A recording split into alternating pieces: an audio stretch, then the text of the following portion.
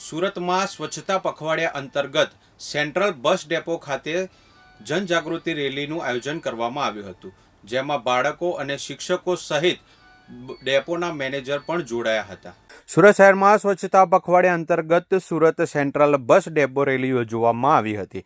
આ રેલીમાં નગર પ્રાથમિક શિક્ષણ સમિતિ, શાળા નંબર 68 અને 249 તેમજ મનુભાઈ પંચોલી શાળાના વિદ્યાર્થીઓ તેમજ શિક્ષકો જોડાયા હતા.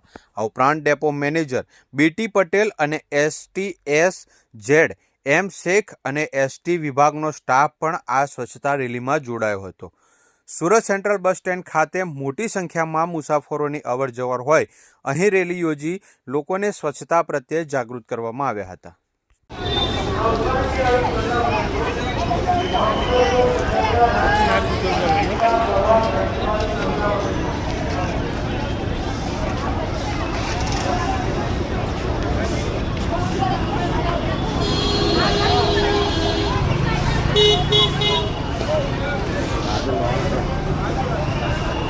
એના મંદિર